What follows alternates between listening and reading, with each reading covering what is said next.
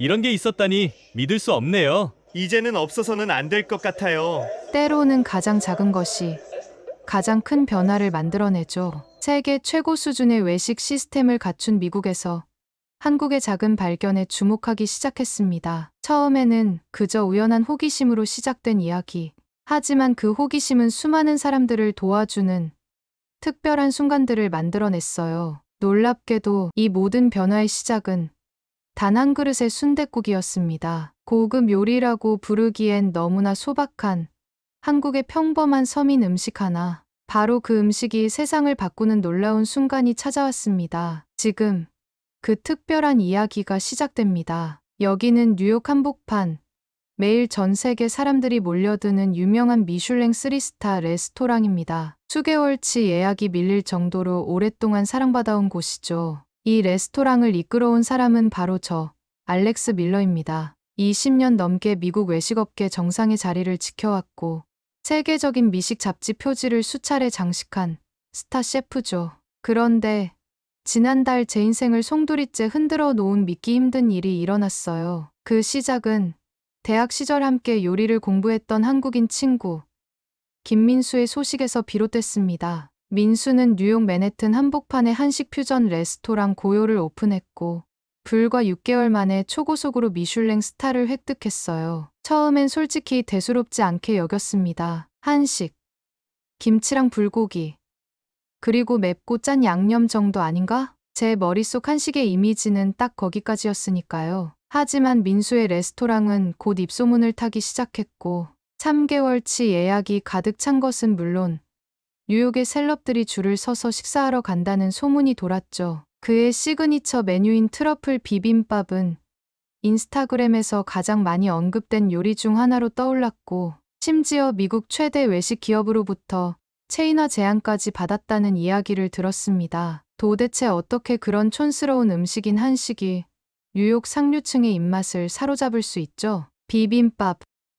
그냥 밥에 잡동사니를 섞어 놓은 것에 불과한 음식 아닌가요? 이런 음식으로 미슐랭 스타를 받다니 세상이 미쳐도 단단히 미쳤어요. 한식이 대체 뭐가 그렇게 특별하다고 이 난리일까요? 저는 미국인들이 잠시 새로운 맛에 현혹됐을 뿐이라고 생각했습니다. 서양 요리의 섬세함과 과학적 정확성에 비하면 한식은 그저 촌스럽고 원시적인 음식에 불과하다고 확신했으니까요. 그런데 더 충격적인 일이 벌어졌습니다. 제 레스토랑을 방문한 유명 미식 비평가 제임스 콜린스가 SNS에 혹평을 남긴 거예요. 알렉스 밀러?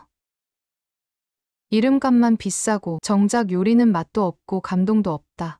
그 한 줄의 혹평이 불씨가 되어 소셜미디어 전체로 폭발적으로 퍼져나갔습니다. 그 후로 제 레스토랑 예약률이 한 달 사이에 50%나 급감했고 20년 셰프 인생에서 처음 겪는 치명적인 위기에 직면하게 되었어요. 저는 이렇게 절망적인 위기를 겪고 있는 반면 민수는 저와 정반대의 길을 걷고 있었죠. 망할 김민수. 한식이 대체 뭐가 그렇게 특별한데? 내가 직접 가서 확인해 봐야겠어. 저는 결국 과감한 결심을 하게 되었어요. 민수가 그토록 자랑하는 한식의 비밀을 제 두 눈으로 직접 파헤쳐 보기로 한 것입니다. 대학 시절 이후 소원했던 민수에게 먼저 연락하는 일은 정말 괴로웠어요. 셰프로서 그리고 한 사람으로서 자존심을 내려놓아야 하는 일이었죠. 민수에게 직접 연락하면서도 절대 제 힘든 상황을 드러내고 싶지는 않았어요. 그래서 솔직한 속내는 감추고 그럴듯한 명분을 꺼내 들었습니다. 요즘 세계적으로 주목받는 한식을 셰프의 시선에서 직접 체험하고 분석해보고 싶다고 태연하게 말했어요. 그러면서 이번 기회에 한국에 함께 가지 않겠냐고 물었습니다. 예상외로 민수는 아무렇지 않다는 듯 흔쾌히 수락했어요. 오히려 자신도 한국의 숨은 맛집들을 재발견하고 싶었다며 함께 한식의 뿌리를 찾아보자고 제안했죠. 그렇게 해서 민수와 함께하는 한식 탐방이라는 이름의 여행이 시작되었습니다. 인천공항에 도착했을 때 민수가 환한 미소로 저를 맞이했어요. 민수는 여전히 대학 시절 그 모습 그대로였지만 눈빛에서는 이제 분명히 성공한 셰프의 자신감이 서려 있었습니다. 민수는 제게 반갑게 악수를 건네며 서울에서 가장 오래된 재래시장 중 하나인 종로의 전통시장을 먼저 소개하겠다고 했어요. 저희는 호텔에 짐만 간단히 맡기고 곧장 종로의 오래된 시장으로 향했습니다. 시장 곳곳엔 활기찬 상인들의 외침이 가득했고 그 틈 사이로 김치의 알싸한 냄새와 각종 장류의 깊은 향, 그리고 해산물의 비릿한 기운이 뒤섞여 있었습니다. 이곳은 뉴욕의 세련된 푸드홀과는 완전히 달랐어요. 깨끗하고 쾌적한 레스토랑들만 누비던 제게 이런 서민적인 시장의 분위기는 그야말로 문화적 충격이었죠. 민수는 이 낙후된 시장이 한국 음식 문화의 중심지라며 자랑스럽게 설명했어요. 하지만 제 눈에는 그저 비위생적이고 원시적인 곳으로 보였습니다. 어떤 노점에서는 생선을 맨손으로 다루고 있었고 다른 곳에서는 이름도 모를 발효식품들이 벌레가 꼬일 듯한 상태로 공기 중에 노출되어 있었어요. 민수는 익숙한 발걸음으로 골목을 누비며 발효의 나라답게 즐비한 장과 김치, 젓갈에 대해 열정적으로 설명해 주었습니다. 하지만 솔직히 말해 저는 민수의 설명 절반은 도통 이해할 수 없었어요. 시장을 구경하며 걷던 중 갑자기 하늘에서 소나기가 쏟아지기 시작했습니다. 우산도 준비하지 못한 우리는 비를 피해 허겁지겁 가장 가까운 가게 안으로 뛰어들었어요. 비에 젖은 몸을 털며 주변을 둘러보니 이곳은 작은 순댓국밥집이었습니다. 허름한 간판에 김간의 순댓국이라고 적혀 있었어요. 가게 안은 소박했지만 정갈했고 평일 오후임에도 자리를 거의 다 채운 손님들로 가득했습니다. 민수는 이참에 비도 피할 겸 점심을 먹자며 순댓국밥을 추천했어요. 순댓국은 한국 서민들이 수십 년간 사랑해온 음식이라고 설명하며 특히 추운 겨울이나 비 오는 날에 더욱 인기 있는 메뉴라고 덧붙였죠. 잠시 후 우리 테이블에 김이 모락모락 피어오르는 국밥 한 그릇이 놓였습니다. 진한 붉은 국물 속에 순대, 내장, 선지, 국밥을 보는 순간 저도 모르게 얼굴이 찌푸려졌어요. 국밥이 익숙하지 않은 제게 그 비주얼은 무척이나 충격적이었죠. 그리고 무엇보다 특유의 내장 향이 제 코를 찌르는 듯 느껴졌습니다. 전 세계 수많은 고급 식재료를 다뤄본 저였지만 그 국밥 앞에서는 숟가락을 들 용기조차 나지 않았어요. 미슐랭 셰프인 제가 돼지 내장을 물에 넣어 끓인 이런 원시적인 음식을 먹어야 한다니 역겨운 냄새에 구역질이 올라왔어요. 결국 저는 숟가락을 내려놓고 말았죠. 미안하지만 이건 도저히 못 먹겠어. 냄새가 너무 이상해. 민수는 당황한 듯 미소를 잃고 조심스레 고개를 끄덕였죠. 그 순간 주방에서 나온 할머니가 우리 테이블로 다가오셨습니다. 할머니는 외국 손님들이 처음에는 다들 그런다며 이해한다는 표정을 지으셨어요. 순댓국을 받아들이지 못하는 외국인 손님. 아마 할머니의 긴 요리 인생 중 처음 있는 일은 아니었을 거예요. 할머니는 그저 조용히 친절하게 미소를 지은 채 다시 주방으로 돌아가셨습니다. 결국 저는 국밥을 한 입도 먹지 못한 채 식당을 나왔어요. 민수는 아쉬움이 묻어나는 말투로 괜찮아. 다음에 더 쉬운 메뉴부터 시작해보자 라며 웃었습니다. 하지만 그 순간 저는 전혀 몰랐어요. 그날 비를 피해 우연히 들어간 이 순댓국밥집이 제 인생을 완전히 뒤바꿔 놓게 될 줄은요.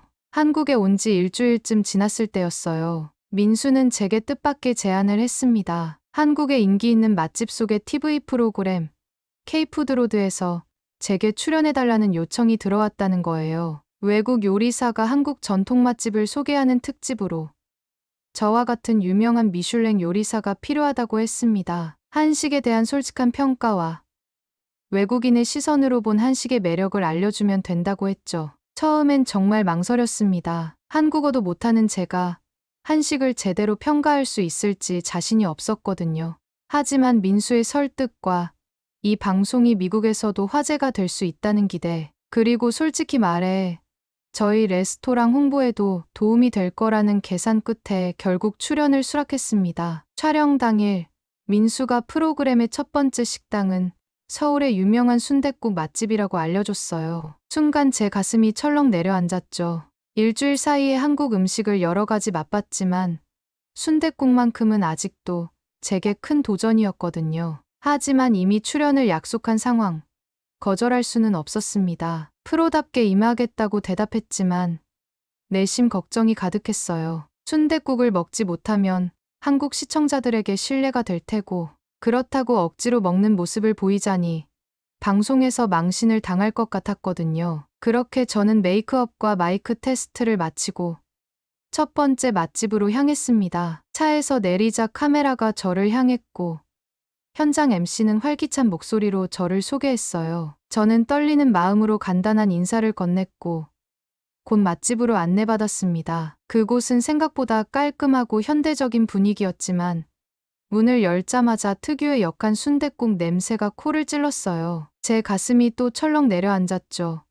결국 이 순간이 왔다는 생각이 들었습니다. 테이블에 앉자 카메라는 더 가까이 다가왔고 주방에서는 김이 모락모락 나는 순댓국이 나왔어요. 붉은 국물, 그리고 그 위에 떠있는 선지와 내장. 일주일 전 보았던 그 모습 그대로였죠. 제 표정 변화를 놓치지 않으려는 듯 카메라 세대가 다양한 각도에서 제 얼굴을 클로즈업했어요. MC는 이 집이 50년 전통을 자랑하는 순댓국 맛집이라고 설명했고 순댓국에 대한 저의 첫 인상을 물었습니다. 그 순간 수백만 시청자들이 이 장면을 보고 있다는 사실이 머릿속을 스쳤어요. 아무리 괜찮은 척 연기를 해도 음식을 먹지 않을 수는 없었죠. 더 이상 도망칠 곳은 없었습니다. 깊게 숨을 들이마시고 마음의 준비를 했어요. 미슐랭 요리사로서 프로다운 모습을 보여줄 때라고 생각했죠. 첫 번째 숟가락이 제 입 안으로 들어갔을 때 저는 이미 각오를 하고 있었습니다. 그냥 맛을 느끼지 말고 빨리 삼키자는 생각뿐이었어요. 민수와 MC, 그리고 카메라맨까지 모두 제 반응을 기다리며 숨을 죽이고 있었습니다. 제 얼굴은 웃고 있었지만 속으로는 최악의 상황을 준비하고 있었죠. 하지만 그 순간 예상치 못한 놀라운 일이 벌어졌습니다. 뜨거운 국물이 제 입안에 퍼지면서 제가 상상했던 것과는 전혀 다른 깊고 부드러운 감칠맛이 입 안을 감싸 안았어요. 오마이갓, 세상에 이런 맛이 있다니. 감탄이 저도 모르게 튀어나왔고 스튜디오 안은 박수와 웃음소리로 가득 찼습니다. 카메라는 깜짝 놀란 제 눈빛과 기쁨이 스며드는 표정을 놓치지 않고 포착했죠. 일주일 전 시장에서 맡았던 역한 순댓국 냄새가 오늘은 제 입 안에 들어오는 순간 완전히 다른 풍미로 변신했거든요. 두 번째 숟가락을 들었을 땐 이미 마음속에서 순댓국에 대한 거부감이 사라지고 있었습니다. 이제는 망설임보다 호기심이 앞섰고 이번엔 순대와 내장까지 함께 떠서 한 입 가득 넣었어요. 그 둘이 어우러진 질감은 여태껏 제 인생에서 느껴본 적 없는 완전히 새로운 텍스처였죠. 그리고 순댓국과 함께 나온 따끈한 밥을 국물에 말아 먹자 완전히 다른 맛이 되었어요. 밥알이 국물을 흡수하며 만들어낸 질감은 외국의 리조또와는 전혀 다른 그야말로 오직 한국에서만 느낄 수 있는 맛이었습니다. 순댓국은 먹으면 먹을수록 알 수 없는 마약과 같은 중독성이 있었어요. 저는 순간 깨달았어요. 내가 지금 이 음식을 진심으로 즐기고 있다는 것을요. 뉴욕의 화려한 주방에서 세계 최고의 식재료만을 다루던 제가 서울의 작은 순대국밥집에서 완전히 항복한 순간이었습니다. 한 숟가락, 또 한 숟가락. 어느새 그릇 바닥이 보이기 시작했어요. 그리고 마지막 한 방울까지 깨끗이 비웠을 때 제 몸 안에서 따뜻한 감각이 퍼져나갔습니다. 단순히 뜨거운 음식을 먹어서가 아니라 뭔가 더 깊은 곳에서 오는 안정감과 편안함이었어요. 기름기 있는 서양 요리를 먹은 후에 무거운 포만감과는 완전히 달랐죠. 속이 무척이나 편안했고 무언가 정서적으로도 충만해지는 느낌이 들었어요. 초반에 카메라를 의식했던 긴장감은 사라지고 저는 진심으로 순댓국에 매료되어 있었습니다. MC가 제 소감을 물었을 때 저는 거짓말이나 과장 없이 진심으로 대답할 수 있었어요. 이 음식은 단순한 서민 음식이 아니라 깊은 역사와 지혜가 담긴 진정한 요리 예술이라고요. 그날 저녁 호텔로 돌아오는 길에 저는 계속해서 순댓국의 맛을 떠올리고 있었습니다. 세계 최고의 미슐랭 레스토랑들을 수없이 방문해 봤지만 오늘 경험한 맛의 충격은 그 어떤 것과도 비교할 수 없었죠. 과연 이런 깊은 맛의 음식에는 어떤 비밀이 숨어 있는 걸까요? 방송이 끝난 후 저는 민수에게 순댓국 맛집의 비결에 대해 물었습니다. 순댓국이 이렇게 맛있을 수 있다는 사실이 너무 놀라웠거든요. 특히 일주일 전 그 특유의 냄새 때문에 도저히 못 먹겠다며 손도 대지 못했던 음식이 어떻게 단숨에 제 입맛을 사로잡았는지 도무지 이해가 되지 않았죠. 민수는 의미심장한 미소를 지으며 이렇게 말했어요. 사실 방송에서 소개한 집보다 더 뛰어난 순댓국집이 있다고요. 놀랍게도 그곳은 제가 일주일 전 처음으로 순댓국을 거부했던 바로 그 가게라고 했죠. 사실 민수는 그날 저를 일부러 그 가게에 데려갔던 것이었어요. 그 가게, 한 번 더 가볼래?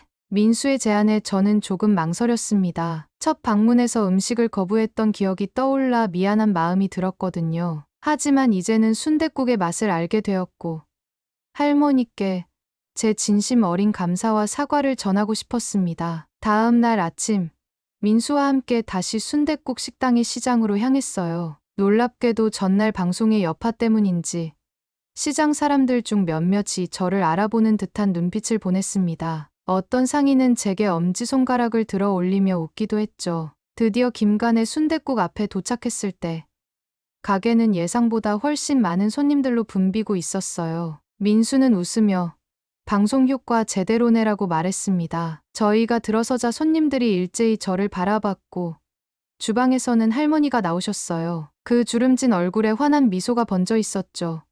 민수가 할머니께 제 소개를 다시 했어요. 미국에서 온 유명 셰프이며 어제 TV에서 다른 순댓국집의 음식을 맛보고 감탄했다고요. 그리고 이번에는 할머니의 진짜 손맛을 보고 싶어 왔다고 덧붙였죠. 할머니는 제 얼굴을 유심히 살피시더니 고개를 끄덕이셨어요. 알고 보니 할머니도 어제 방송을 보셨다고 하셨습니다. 잠시 후 할머니가 순댓국을 가져오셨고 놀랍게도 어제 방송에서 먹었던 것과는 차원이 달랐어요. 같은 순댓국이라는 이름의 음식인데 마치 전혀 다른 요리를 먹는 듯한 충격이었습니다. 어제의 순댓국이 별 5개짜리라면 할머니의 순댓국은 은하수의 별을 모두 다 줘도 부족할 정도였죠. 순댓국의 맛에 완전히 몰입한 저는 시간이 흐르는 것도 잊고 오로지 순댓국에 집중했어요. 식사를 마친 후 민수가 조심스레 말했습니다. 사실 할머니는 바로 민수의 외할머니라고요. 놀라움에 저는 눈이 휘둥그레졌습니다. 그러니까 일주일 전 제가 순댓국을 거부했던 그날 말없이 묵묵히 저를 이해해준 분이 바로 민수의 외할머니였던 것이었어요. 식사를 마친 후 할머니께서 저희를 조용히 안쪽 자리로 이끄셨어요. 그리고 그곳에서 저는 한 그릇의 순댓국에 담긴 할머니의 인생 이야기를 듣게 되었습니다. 그 시작은 1950년대 한국전쟁 당시 할머니가 고작 16살이셨을 때였어요. 평안도 출신이었던 할머니는 폭격을 피해 가족들과 남쪽으로 피난을 내려오셨다고 해요. 38선을 넘기 전 할머니의 아버지는 북에 남은 다른 가족들을 데리러 돌아가겠다며 헤어졌고 그것이 아버지와의 마지막 작별이 되셨다고 하셨습니다. 할머니는 어머니와 동생들과 함께 아무것도 없이 남한에 도착했다고 하셨어요. 먹을 것도 잘 곳도 없었으며 부산의 피난민 수용소에서 지내셔야 했죠. 어머니는 병으로 누워 계셨고 16살 소녀가 4명의 어린 동생들을 먹여 살려야 했어요. 하루는 시장 근처를 배회하다 도살장에서 버려진 돼지 내장을 보게 되었다고 하셨습니다. 그 당시에는 귀한 부위만 팔고 내장은 다 버렸다고 설명하셨어요. 그 누구도 내장은 먹지 않았기 때문이었죠. 하지만 할머니의 고향에서는 내장으로 순대를 만들어 먹었고 어머니가 가르쳐 주신 방법 그대로 순대를 만들 수 있었다고 해요. 할머니는 버려진 내장을 가져와 깨끗이 씻고 피난지에서 구한 얼마 안 되는 쌀과 채소를 넣어 순대를 만들었어요. 그리고 남은 내장으로 국물을 끓이셨죠. 그것이 바로 순대국의 시작이었습니다. 처음에는 동생들을 먹이려고 만든 것이었는데 옆집 아주머니가 맛있는 냄새가 난다며 조금 달라고 하셨다고 해요. 그 다음부터는 조금씩 더 많이 만들어서 이웃들과 나눠 먹었다고 하셨습니다. 이웃들은 할머니의 순댓국 맛에 반해버렸고 그 이후 작은 돈이라도 내고 얻어먹기 시작했다고 하셨어요. 그렇게 피난민 수용소에서 작은 순댓국 장사가 시작되었고 전쟁이 끝난 후에도 할머니는 그 손맛으로 가족을 먹여 살리셨습니다. 할머니는 자신이 만든 순댓국 한 그릇이 4명의 동생들을 대학에 보냈다고 자랑스럽게 말씀하셨어요. 큰 동생은 의사가 되었고 둘째는 교사, 셋째는 군인, 막내는 공무원이 되었다고 하셨죠. 할머니의 눈가에 자랑스러운 빛이 어려 있었습니다. 할머니의 인생이 담긴 순댓국 한 그릇이 가족 모두를 살린 거예요. 할머니는 사람들이 왜 이렇게 오래 가게를 하냐고 물어보고 이제 그만 쉬어야 하지 않냐고 묻는다고 하셨어요. 하지만 할머니는 매일 아침 순댓국을 끓이면서 가족을 생각한다고 말씀하셨습니다. 이건 그냥 음식이 아니라 할머니 가족의 역사라고 하셨죠. 할머니의 이야기를 들으며 저는 숙연해졌어요. 그 말씀 속에서 끓어오르는 국물처럼 뜨거운 삶의 진실을 느꼈습니다. 국물 한 그릇에 70년의 세월과 한 가족의 생존 이야기, 그리고 전쟁과 평화의 역사가 고스란히 담겨 있었어요. 미슐랭 스타 셰프로서 세계 최고급 식재료만 다루던 제가 이제야 진정한 요리의 의미를 깨닫는 순간이었습니다. 할머니의 주름진 손을 바라보며 저는 그 손길 속에 담긴 세월의 지혜와 희생을 느낄 수 있었어요. 할머니에게 순댓국은 그저 단순한 음식이 아니라 생존의 상징이자 가족에 대한 사랑이었습니다. 그 후 며칠 동안 계속해서 할머니의 이야기가 제 머릿속을 맴돌았어요. 할머니의 생각이 자꾸 떠올랐고 민수에게 다시 한번 가게에 방문해도 되는지 물어봤습니다. 며칠 뒤 제가 할머니의 가게를 다시 찾았을 때 분위기가 이상했어요. 평소 북적이던 가게가 한산했고